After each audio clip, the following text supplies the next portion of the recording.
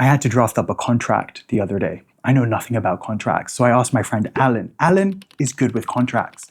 And I was proofreading his work because, Alan's prone to hallucinate, and I was struck by this thought.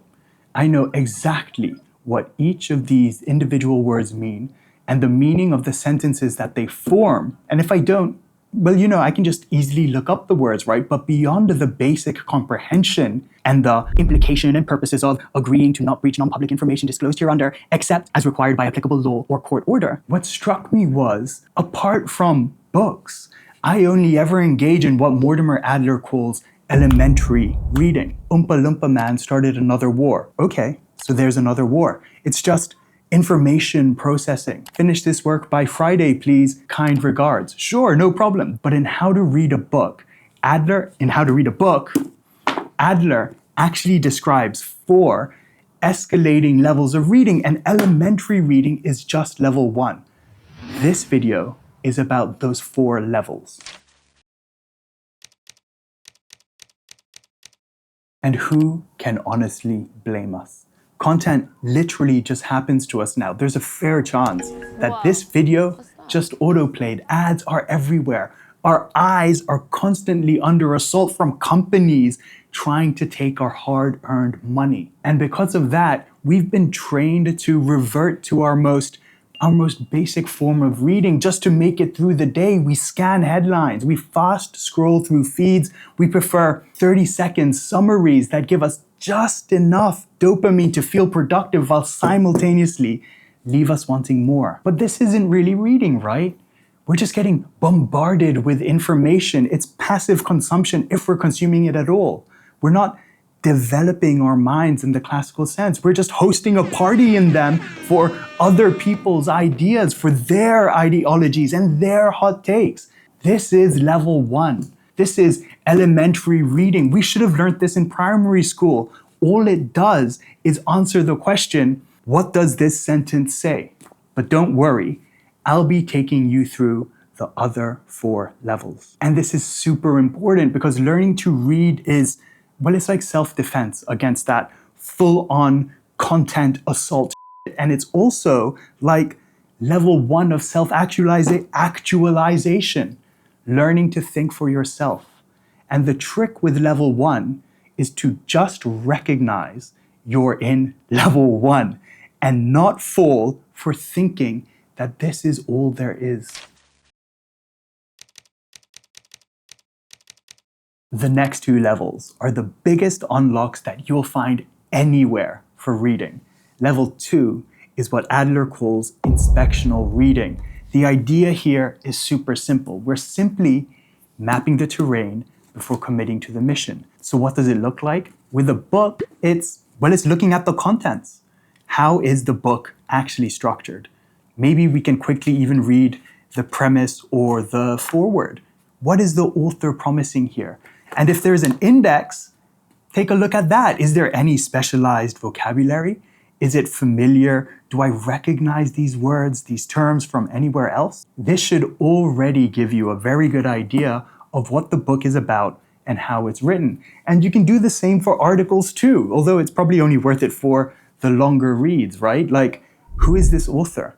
Where else do they write? What topics do they specialize in? And what keywords immediately jump out to you from the article? And with contracts too, 5 minutes of mapping will save you. Well, it saved me hours of hate reading. Just look at the appendices, look at the schedules, look at the terms, thank me later. Work out the conditions the contract is going to cover first before reading it. This way, you'll be prepared. You know exactly what to expect. There's a secret second move here, the hook after the jab. Adler calls it superficial reading. Basically, screw full comprehension. Just go ahead and read the whole damn thing first. Let the book or whatever it is you're reading reveal itself. You can always come back with questions later. Part 2 of the biggest reading unlock is to do with mindset. Reading is not a one-way broadcast. It's a dialogue. And Mortimer Adler calls this analytical reading. This is level 3. We stop acting like a student and start behaving like a peer of the author. I was but the learner. Now I am the master. If the author is using words like freedom and justice, we need to know exactly what they mean by those words, not what we think they mean. This is called coming to terms with the author, literally coming to the term. And we gotta do this. That is, agree on what we're talking about exactly before we can even consider agreeing or disagreeing with what the author said. I'm sure you've seen it. Hell, I'm sure you've even experienced it. A lot of arguments just devolve into unproductive disagreements, to put it politely, over definitions. There are two surefire, practical ways to come to terms with the author. The first is to rephrase the author's argument in good faith in your own words, and two, steelman it. What is the strongest possible case for the author's argument? Once you do that, then you're free to shit all over it. Like, wouldn't a lot of discourse be better if we all just did those two things in good faith and not just in a transparent attempt to show up the other side? Right, you're just saying that's the way it is. Is that what you're saying? You're saying that makes them unhappy. Right. So you're saying that. Let me just get this straight. You're saying that. No, I'm not saying that. I actually haven't said that. Level 4 is called synoptical reading. This is when you graduate from reading just one book to reading an entire topic, like how the British say they read a degree at university, as opposed to how Americans say. And I majored in comparative literature at Brown. I hate anchovies. This looks like reading multiple articles on inflation in the FT, in the Times, in the Tribune, and not just the one in the free Subway newspaper, right? Synoptical reading is going from examining one employment contract to analyzing different templates of employment contracts. And it's only here that we really start to form our own ideas. This is where we begin to see the gaps, because we stop being the disciple of just one guru. We could be reading Hobbes's Leviathan, but also have a Rousseau or a Locke on the go because, well, what exactly do they think about the idea of statehood? You see these idiots online, especially on LinkedIn, who are like, Nietzsche is the way, or Stoicism is how you win life.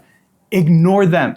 Unless we become the moderator of the debate that's been happening for time immemorial on whatever topic you're interested in, trust me, people have been talking about productivity, exercise, cooking, whatever, for centuries. We will never be able to synthesize our own terms, our own ideas. We will forever be damned to inherit the opinions of our favorite writer or YouTuber. This is how we self-actualize through reading.